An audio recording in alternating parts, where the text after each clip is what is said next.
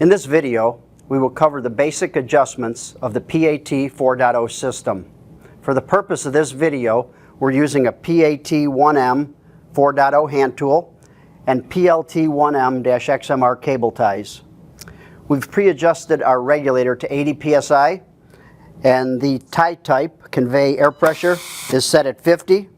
If you need to make an adjustment to that, refer to the basic operation video.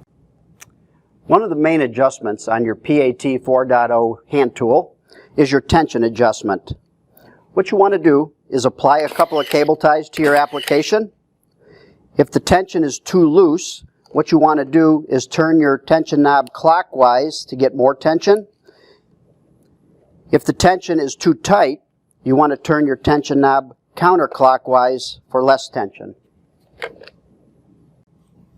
Those are the basic adjustments of your PAT 4.0 system.